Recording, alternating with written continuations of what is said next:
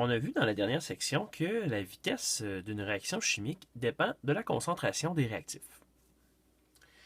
Mathématiquement, quand deux variables dépendent l'une de l'autre, on peut établir une loi mathématique. Par exemple, quand y dépend de x, on peut dire que y est égal à ax. De la même façon, on pourrait dire ici que la vitesse est égale à une certaine constante, qui est un taux de variation, fois ici une concentration. Bon, imaginons que notre réaction chimique, ce soit tout simplement une réaction là, du type A2 donne du 2A, mettons. Okay? Donc ici, on a tout simplement un seul réactif, donc la vitesse ne dépendrait que de la concentration d'un seul réactif. Ici, en tous les cas, la vitesse va toujours être exprimée en mol par litre par seconde. Mol par litre parce qu'ici, on est en concentration.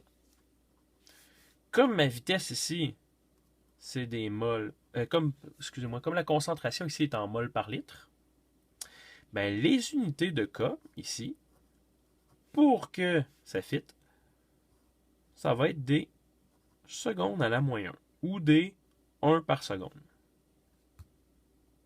Donc, ça va être un chiffre fois seconde à la moins 1. Donc, seconde à la moins 1 fois mol par seconde, ça donne fois mol par litre, ça donne des mols par litre seconde. Dans le cas où, par exemple, j'aurais une réaction du type A plus B donne du AB, tu vois ici, j'ai deux réactifs, donc possiblement deux concentrations, si mes substances sont soit gazeuses ou aqueuses. Ben, dans ce cas-ci, l'expression se transformerait en vitesse est égale à K fois concentration de A fois concentration de B. Le problème avec ça, c'est que les unités de K vont devoir varier. Parce qu'ici, j'ai les unités de K. Ici, j'ai des mols par litre. Ça, c'est pour A. Fois des mols par litre pour B. Tu vois le problème ici? Des mols fois des mols, ça donne des mols au carré. Moi, ça me prend juste des mols. Donc, les unités de K ici, ça devra être des mols. Tu vois ici, si j'ai des mols en bas, mes mols ici vont s'annuler. Il va me rester juste ces mols-là ici. Litre fois litre, ça donne des litres au carré. Juste litre ici. Donc, je vais devoir avoir des litres ici. Auquel cas, litres là et litres là vont s'annuler.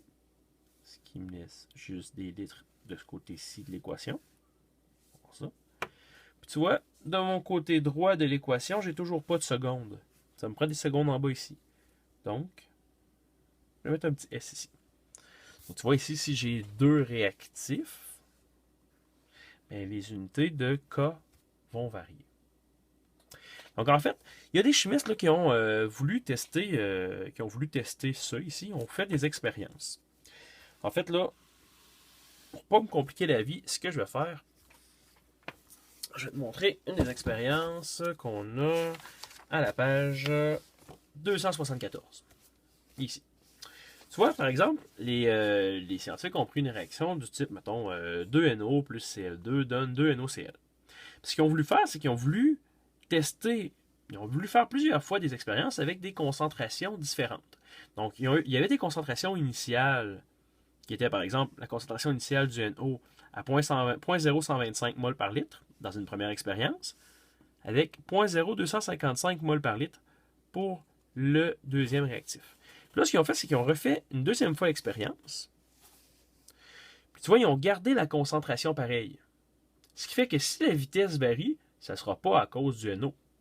Parce que, en fait, sa concentration n'a pas changé. Fait que c'est pas lui qui va faire varier la vitesse. Puis ce qu'on fait, en fait, c'est qu'à chaque fois qu'on fait des expériences de ce type-là, on va toujours doubler la concentration parce que c'est plus simple. Donc, tu vois ici, on a doublé la concentration. Ce qu'on a observé, c'était que la vitesse avait aussi doublé. 2,27, là, c'est la moitié de 4,55. C'est logique. Si je me ramène à ce que j'avais ici, si V est égal à K fois concentration de A fois concentration de B. Et des fois, là, des fois ça vous mêle qu'il y ait des crochets. Là. Je peux tout simplement écrire V est égal à K fois A fois B. Imagine que je double la concentration de A. Je fais donc fois 2. Dans le fond, j'ai comme doublé A. Tout ça, là, ça se multiplie. Hein? K fois 2 fois A fois B. Bien, si j'ai multiplié par 2 de ce bord-là, automatiquement, il faut que je multiplie par 2 de ce bord-là. Vous comprenez? Donc, en doublant la concentration de A, j'ai doublé la vitesse. Regardez ce qui s'est passé ici. Effectivement, quand je double la concentration de chlore, je double la vitesse. Par contre, si on regarde la réaction 1 avec la réaction 3, quand on a fait la réaction 3, ce qu'on a fait, c'est qu'on a doublé la concentration de NO. On a passé de 0.0125 à 0.0250. Puis on s'est assuré que la concentration en chlore allait demeurer pareille. 0.0255, 0.0255. Donc, si la vitesse change, c'est pas de la faute du chlore. C'est de la faute du NO. On a doublé ici la vitesse. Excusez-moi, on a doublé la concentration. Regardez qu'est-ce qui est arrivé à la vitesse. On est passé de 2.27 à 9,08. La vitesse a été quadruplée. Ça, c'est un problème. Puisque, si j'ai la vitesse ici qui est égale à K fois A fois B. Bon, on avait doublé A tantôt, là, mais bon. Puis là, ça avait doublé la vitesse. Mais que cette fois-ci, je double la concentration de lui, mais qu'ici, au lieu de doubler, ça quadruple. Ça veut dire, en fait, que fort probablement que sur mon B ici, il y avait un exposant. Dans ce cas-ci, ça devait être sûrement un exposant 2. Puisque si je double ici ma concentration, 2 exposant 2, ça donne 4. En doublant ici, vu que j'ai un exposant 2 là, c'est normal que ça quadruple ma vitesse. C'est ça qui est un peu compliqué à comprendre. C'est que dans le fond, la loi de la vitesse de réaction nous dit que, en réalité, la vitesse d'une réaction est égale à une constante K fois la concentration du réactif A exposant M fois la concentration du réactif B exposant N. M et N sont des exposants qu'on appelle l'ordre de réaction.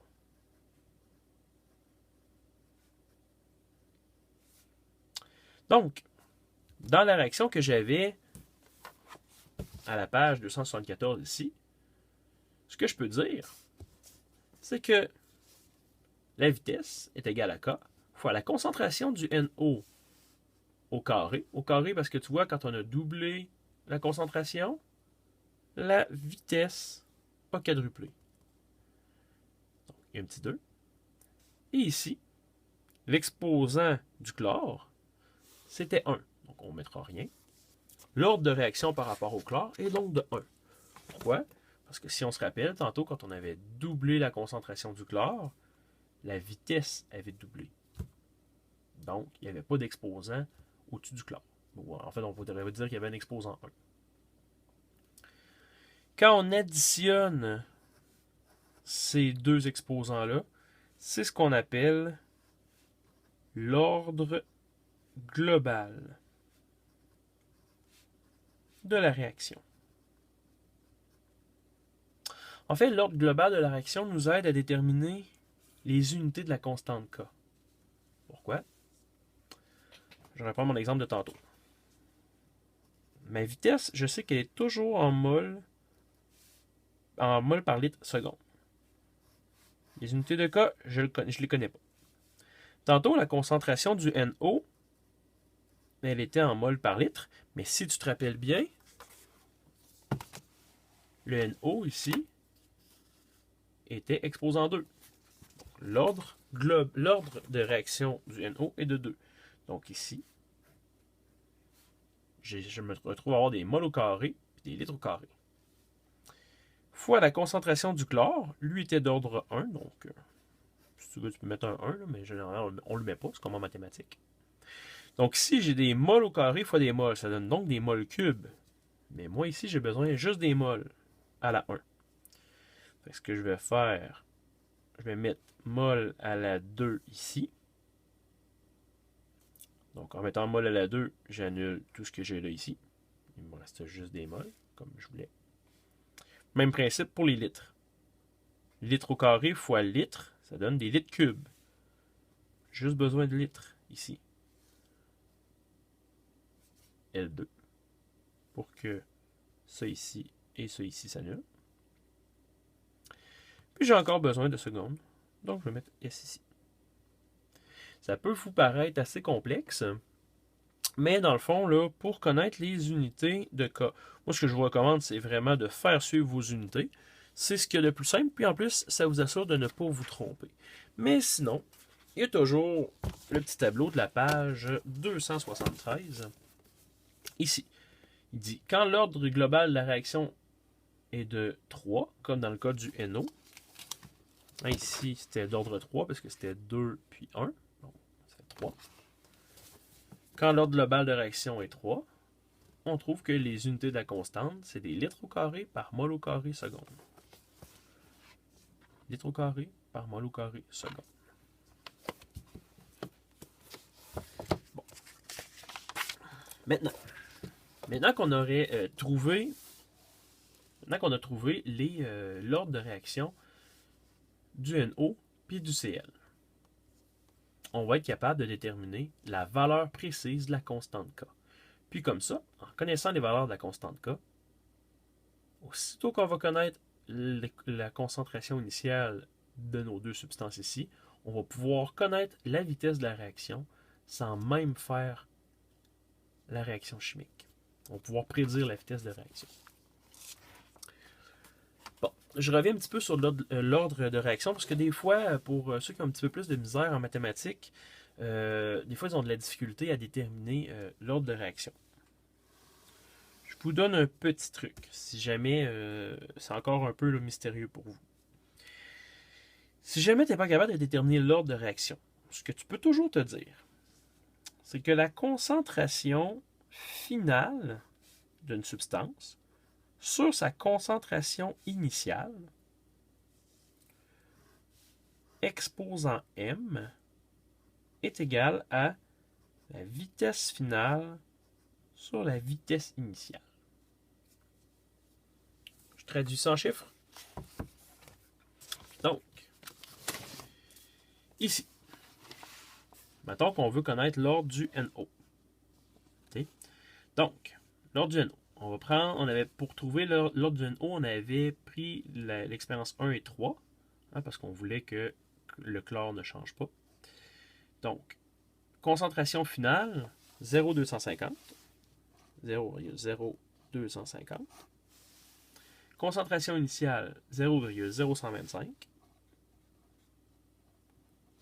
Tout ça, la M, est égal à vitesse finale sur vitesse initiale. Vitesse finale, 9,08. Fois 10 à la moins 5. Sur vitesse initiale, 2,27 fois 10 à la moins 5. Tu fais ça sur ta calculatrice, ça donne 2. Ça doit toujours donner 2 en fait. Là. Parce que c'est plus simple comme ça. Tu fais ça sur ta calculatrice, ça va te donner environ 4. Donc 2 exposant M est égal à 4. Que vaut M? Bon, tu peux faire des logs si tu veux, là, mais on s'entend qu'ici, c'est assez clair que M doit sûrement valoir 2. Ça ne vaut pas 1 parce que 2 exposant 1, ça donne 2. C'est pas 3 parce que 2 exposant 3, ça donne 8. Donc tu n'as pas vraiment le choix. Le M ici vaut 2. Tu peux faire la même chose pour le chlore. Donc, concentration finale du chlore. Pour le chlore, pour déterminer l'ordre, on avait pris l'expérience 1 et l'expérience 2 parce qu'on ne voulait pas que le NO change. Pour le chlore, sa concentration finale, 510, 0,0510. Sur initiale, 0,0255. Tout ça à la M est égal à vitesse finale, vitesse initiale. 4,55 2,27. Tu fais ça sur ta calculatrice, ça donne 2 à la M est égal à 2. Donc M vaut quoi? M vaut 1. Donc ici, tu connais l'ordre, l'exposant finalement, du chlore. Pour déterminer l'ordre de réaction maintenant. Pas l'ordre de réaction, excuse-moi, mais pour déterminer... Oh, ça c'est un beau dessin de ma fille, on dirait. Il y a des dessins de patates partout. Si on veut déterminer la valeur de K. Donc, par exemple, ici, ce ne serait pas très compliqué. Tout ce qu'on aura à faire. Maintenant qu'on sait que V est égal à K fois concentration de NO au carré fois concentration de Cl2. On a juste à prendre, comme un peu comme en mathématiques, là, on prend des données qu'on connaît. Donc, par exemple, je ne me compliquerai pas la vie, je vais prendre la première réaction ici. Je sais que la vitesse est égale à 2,27 fois 10 à la moins 5 mol litre seconde. Ça, c'est égal à K fois concentration du NO2. Concentration du NO, excusez-moi. 0,0125 mol litre. Tout ça au carré. Fois concentration du Cl, 0,0255 mol litre. Je sais donc que K est égal à 2,27 E moins 5 mol litre seconde divisé par 0,0125 mol litre. Tout ça au carré. Faites attention. Souvent, vous allez l'oublier de faire le carré. Mol litre. Tout ce qu'il me reste à faire, c'est de taper ça sur ma calculatrice. Donc, 2,27 E moins 5 divisé par 0,0125 au carré divisé par 0,0255. Ça me donne un K de 5,3 chiffres significatifs partout. Donc, 5,70. Les unités maintenant, j'ai des moles par litre qui s'annulent ici. Fait que dans le fond, j'ai des... Ça, c'est en bas. Fait que comme je suis en bas, j'inverse toutes les unités. Là. Donc, ça va me donner des litres au carré, mol au carré, seconde. De toute façon, je savais que c'était d'ordre 3. Au pire, tu peux aller voir le tableau de la page 273. Tableau qui ne te sera pas donné à l'examen. Hein. Donc, soit tu apprends comment trouver les unités ou tu les apprends par cœur, ce que je te déconseille. Tu connais donc la valeur de K. Donc, tu sais que la vitesse de cette réaction-là est égale à 5,70 litres carré mol carré seconde fois concentration de NO à la 2 fois concentration de Cl2. Tu peux donc prédire maintenant la vitesse de n'importe quelle réaction chimique à partir des concentrations initiales de réactifs.